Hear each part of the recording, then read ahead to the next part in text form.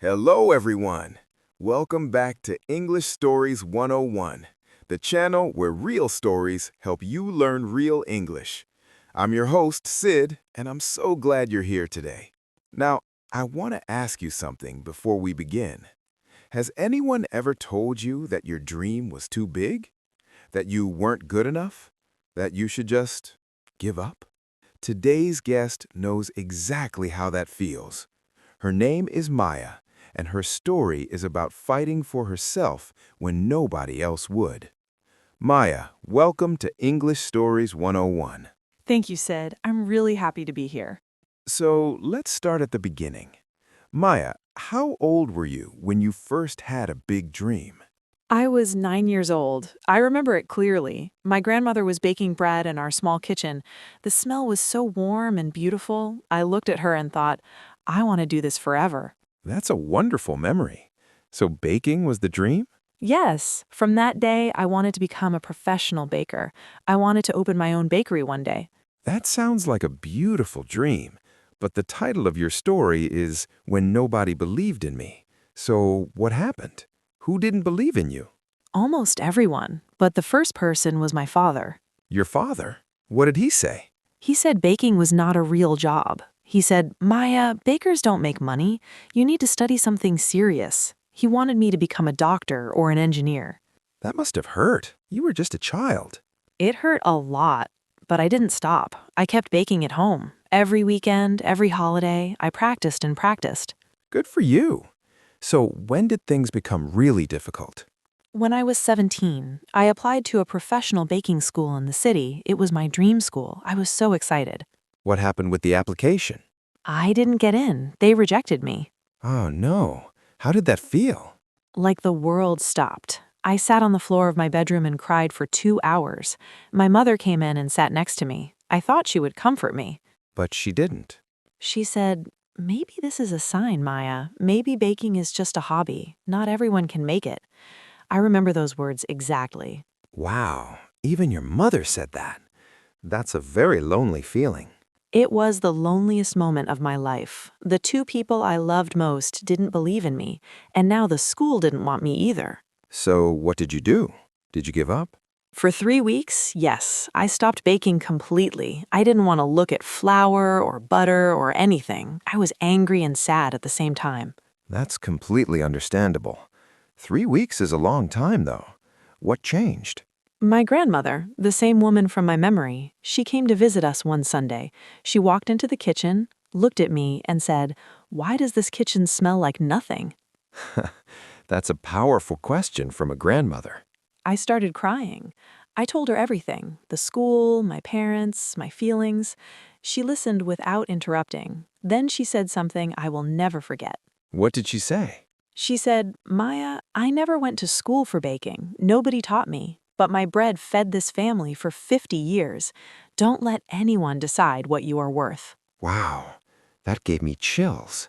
How did those words land for you? Something opened inside me, like a door I had locked.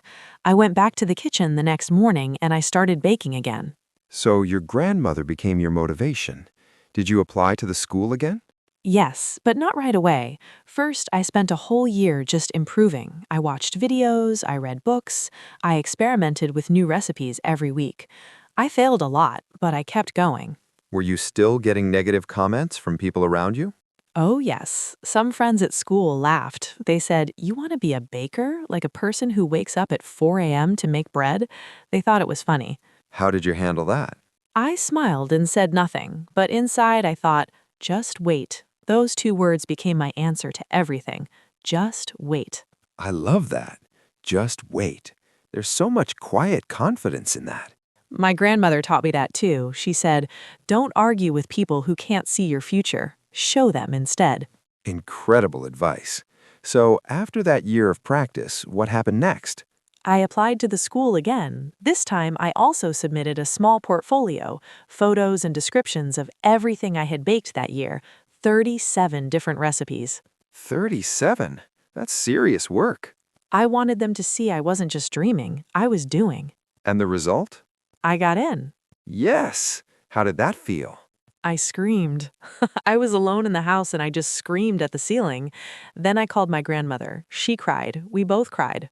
What about your parents? Did you tell them? I showed my father the acceptance letter. I put it on the table in front of him without saying a word. He read it slowly. Then he looked up at me and he didn't say congratulations, not at first. What did he say? He said, "You really want to do this, don't you?" And I said, "Dad, I've always wanted this.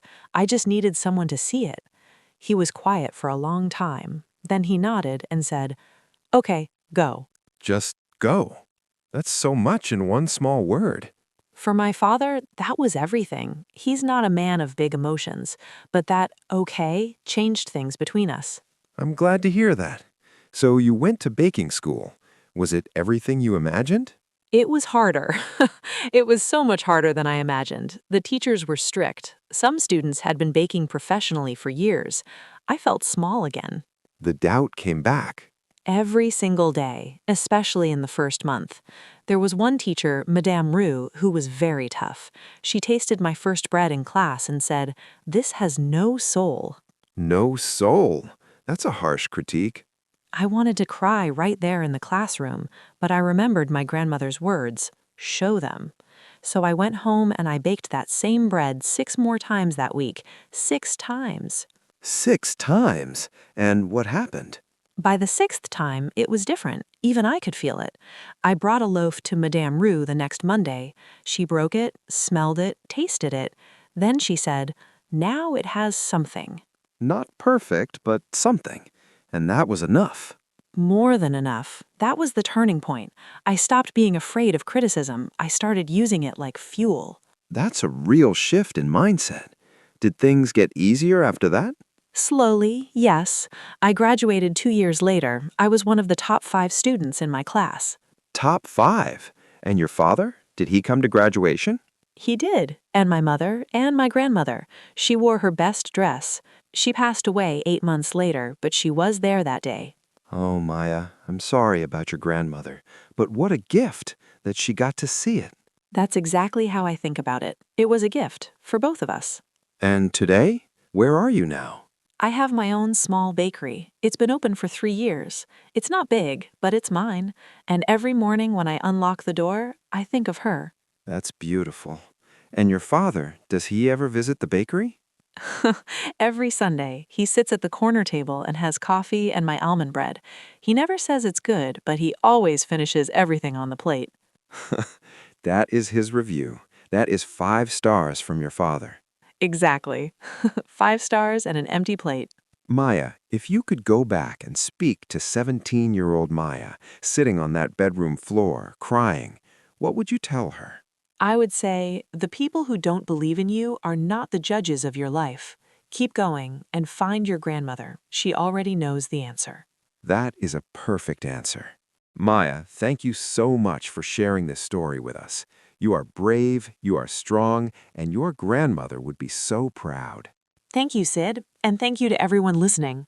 So, everyone, what did we learn today from Maya's story? Lesson 1. The people who don't believe in you are not always right. Criticism can feel like truth, but it isn't always. Lesson 2. Doubt is normal. Even Maya doubted herself. The difference is she kept moving anyway. One more try, one more loaf of bread, 6 times until it had soul. Lesson 3. Find your person. Your grandmother, your best friend, your teacher, the one who says don't stop. That voice matters more than 10 voices that say quit. Now, here is my question for you today, and I really want you to think about it. Is there something in your life that you stopped believing in, maybe because someone told you to? Think about it. Write it in the comments. I read every single one. If this story moved you, please give it a like. It really helps our channel grow. Share it with someone who needs to hear it today. And if you haven't subscribed to English Stories 101 yet, hit that button right now. New stories every week. Simple English, real emotions. I'm Sid. Thank you for being here. And remember, sometimes all you need is one person who believes in you. be that person for yourself first. See you next time.